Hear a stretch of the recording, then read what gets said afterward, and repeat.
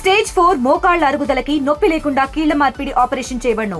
Doctor Ramesh Gajula, endoscopic spine ortho surgeon and pain physician, Panacea spine pain ortho and sleep centre, Uppal, Hyderabad. ఆ చివరి మాటల్లో అన్న వదినే ఆ పిల్లలు జాగ్రత్త అని చెప్పి ఆయన రోధిస్తూ చెప్పినటువంటి విషయం ఆ వదినే ఉన్నారు. అమ్మ మీ పేరేంటి, అసలు ఏం జరిగింది, ఎట్లాంటి వాడు అసలు రాజు? రాజు మంచివాడు అసలు. ఆయన ఎవ్వలతోటి కూడా సరి లొల్లి పెట్టుకునే అన్నయ్య ప్రసక్తే లేదు. అందరితోటి మంచిగా కలిసిమెలిసి ఉండాలనేది ఆయనది.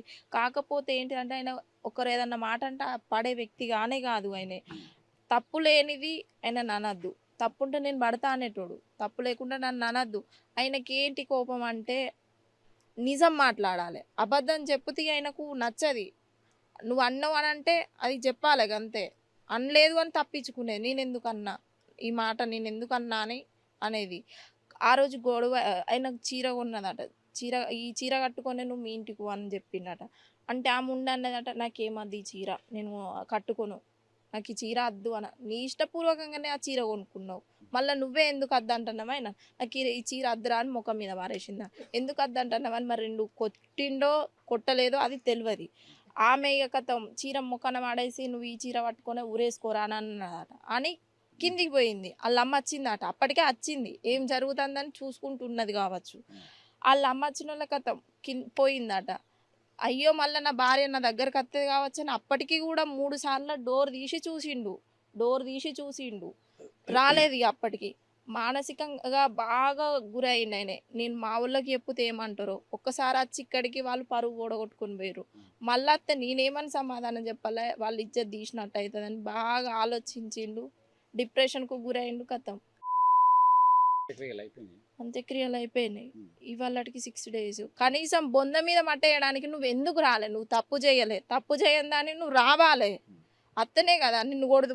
తన భర్త మృతి చెందినప్పుడు కూడా రాలేదు, భార్య రాలేదు, వాళ్ళ బంధువులు సైతం రాలేదు.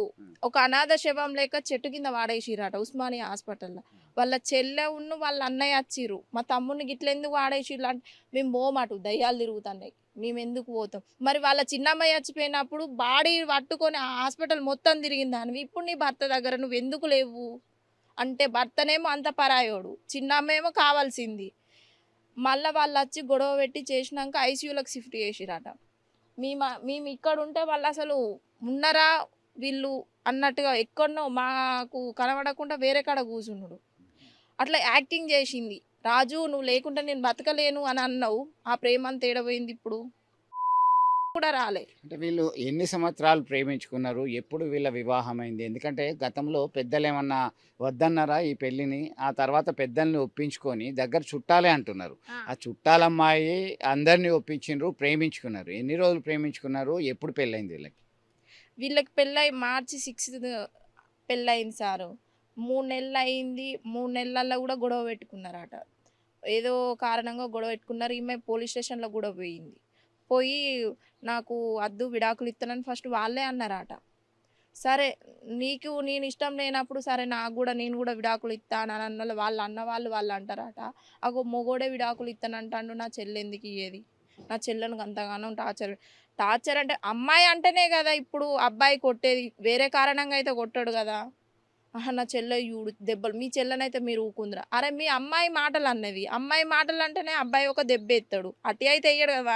వాళ్ళకి పెద్ద మనుషులు ఏమన్నా మాట్లాడి పంచాయతీ కదా, ఇగో గంత గొడ్డును కొట్టినట్టు కొడతారు, మీ చెల్లె అయితే ఊకుందిరా, ఇప్పుడు అక్కడికి తీసుకోపోతా అంటారు, దానికి ప్రాణహాని ఉన్నది, మేము పంపియం దాన్ని, 3 నెలలు ఇక్కడనే ఉండాలి, కౌన్సిలింగ్ నడుస్తుంది అని అన్నారు. అన్నోళ్ళు ఈయన కూడా సరే పోలీస్ స్టేషన్ల వరకు వెళ్ళిండ్రా, ఫిర్యాదు చేసుకున్నారు, కౌన్సిలింగ్ కూడా నడుస్తుందా? ఈ విభేదాలు అంటే 6 నెలల కాలమే, కేవలం 6 నెలలే. మార్చిలో పెళ్ళైంది, సెప్టెంబర్ 29 మృతి చెందిండు. ఆ కాడియర్ ఒకసారి. అప్పటికి వీళ్ళది గొడవ జరుగుతుంది. వాళ్ళు అన్నారట, అబ్బాయి నువ్వు ఇంకోసారి చేయకు వద్దు అని అంటే అప్పటికి కూడా పాపం ఆయనే సరే నేను కొట్టినందుకు నాది కూడా తప్పైందని పోయి కాళ్ళ మీద కూడా పడ్డాడు, దాని కాళ్ళ మీద పడ్డాడు. అప్పుడు కూడా నీకు కొంచెం కూడా బాధ అనిపించలేదు సార్? అయ్యో నా భర్తకి ఇంతమంది ముంగట కాళ్ళ మీద పడ్డాడు, నేను ఎందుకు విలువ తీయాలి, మనకి ఏదైనా గొడవ ఉంటే మన నలుగురు మధ్యలో ఉండాలి కానీ నువ్వు ఎందుకు అందరి ముందటకి ఇట్లా సౌందర్య అని అంటే కూడా నువ్వు పడాలి. ఇంకా ఈయన కాదు, ఇంటింటి రాజులంతా నా కాళ్ళ మీద పడాలని అన్నది. అది మాకు మంచిగా అనిపించలే. నా భర్త నేను ఇద్దరం కలిసి కిందికి వచ్చినాం. ఏమైంది వదిన ఎందుకు చింటూ నాకు మంచిగా అనిపించలే, నేను రూమ్ కాడికి వచ్చినా, నువ్వు రూమ్ కాడికి రానన్నది. అని అన్నోళ్ళు సరే వదిన నేను అత్తన్న మీరు రూమ్ కాడ ఉండిపోర్రే అని అన్నోళ్ళు మేము రూమ్ కాడ ఉన్నాం. దీనికి కారణం మొత్తం వాళ్ళ పిన్ని, వాళ్ళ అమ్మ, వాళ్ళ ఇది వీళ్ళే ముగ్గురు. ఆయన కారణం వేరే ఏమీ లేదు. ఊకే టార్చరు, మనిషిని హింసించుడు బాగా. అంటే ఇప్పుడు మీరు ఏం డిమాండ్ చేస్తున్నారమ్మా? ఆయన మృతికి ప్రధాన కారణం వాళ్ళ భార్యనే అంటున్నారు, ఆరోపిస్తున్నారు. గొడవలు అనేటివి చాలా సహజము. పోలీస్ స్టేషన్కి వెళ్ళారు, కౌన్సిలింగ్ నడుస్తుంది. ఈయన పాల్పడడం అంటే ఆమెకు వాళ్ళ కుటుంబ సభ్యులే కారణం అంటారు. వాళ్ళే కారణం సార్, వేరే ఏమీ లేదు. ఆయనకు పైసలు లేవని కాదు, మేము ఏం పట్టించుకున్నాడు అన్నది కాదు. నువ్వు ఒకడు ఉంటాన్నావు కాబట్టి మేము మంచిగానే ఉన్నామని అన్నప్పుడు సార్ మీరు ఒకడున్నారు, మీరు మంచిగా ఉన్నామంటే సరే మంచిగా ఉన్నాడట అని మేము అనుకుంటామా అనుకోమా? అయినా కూడా మేము మంచిగానే ఉన్నాం వదిన అంటే మేము అనుకున్నాం కదా మంచిగానే ఉంటారు, ఏ లొల్లు లేవు అని చెప్తాడు కదా. అయ్యో అందరం మంచిగానే ఉన్నామని మేము అనుకున్నాం, కానీ గింత ఘోరంగా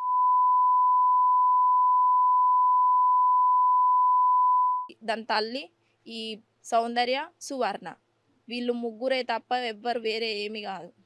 మరిన్ని వీడియోస్ కోసం ఛానల్ ని సబ్స్క్రైబ్ చేయండి, లేటెస్ట్ అప్డేట్స్ కోసం వాట్సాప్ ఛానల్ ని ఫాలో చేయండి అండ్ లింక్ డిస్క్రిప్షన్ లో ఉంది.